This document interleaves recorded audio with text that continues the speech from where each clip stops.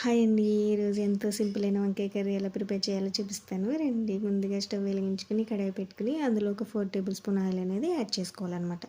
ఈ ఆయిల్ అనేది కాస్త హీట్ అయిన తర్వాత ఇందులోనే నేను 2 పచ్చిమిర్చి ఇలా చీరికల్లా కోసుకొని వేసుకున్నాను అనమాట. ఇప్పుడు ఇందులో సన్నగా కట్ చేసి పెట్టుకున్న ఆనియన్ పీసెస్ కూడా యాడ్ చేసేసుకోవాలి. ఇలా వేసిన తర్వాత ఇలా ఒకసారి బాగా మిక్స్ చేసుకోవాలి. ఆనియన్స్ వచ్చేసి పెద్ద సైజు ఆనియన్స్ 2 తీసుకున్నానండి. ఇప్పుడు ఈ ఆనియన్స్ ఫ్రై అవ్వడం కోసం కొంచెం అంత సాల్ట్ అనేది యాడ్ చేసుకుని ఈ విధంగా కలుపుతూ ఫ్రై చేసుకోవాలన్నమాట. చూసారా, ఈ కలర్ వచ్చే వరకు కాసేపు ఫ్రై చేసుకోవాలన్నమాట.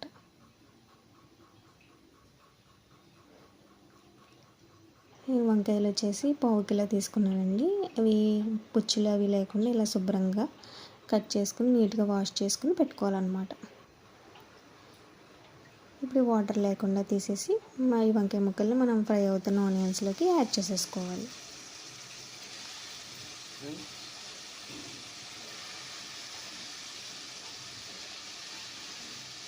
ఇలా ఈ వంకాయ ముక్కలన్నీ వేసేసిన తర్వాత ఇలా ఒకసారి బాగా కలుపుకొని కాసేపు వంకాయ ముక్కల్ని మగ్గనిద్దామండి.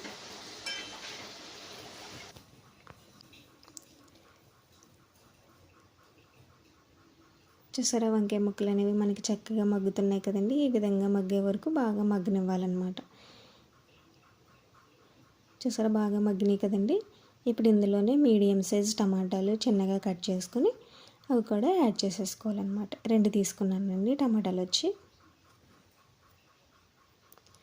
ఈ టమాటా కూడా ఒకసారి వేసిన తర్వాత ఇలా కలుపుకోవాలన్నమాట. ఇలా కలిపిన తర్వాత ఈ టమాటాను కూడా కాసేపు మగ్గనిద్దామండి. టమాటా అనేది బాగా మగ్గింది కదండి. ఇప్పుడు ఇందులో కొంచెం అంత పసుపు అలాగే రుచిగా సరిపడినంత సాల్ట్ అనేది యాడ్ చేసుకోవాలన్నమాట. ఇలా వేసిన తర్వాత ఒకసారి బాగా కలుపుకోవాలి.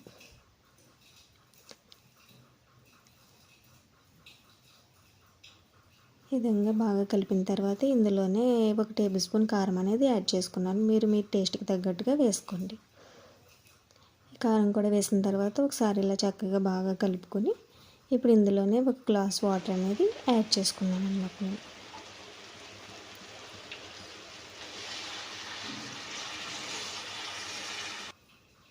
ఇలా ఒకసారి బాగా కలుపుకొని ఒక 5 మినిట్స్ పాటు ఉడకనివ్వాలన్నమాట.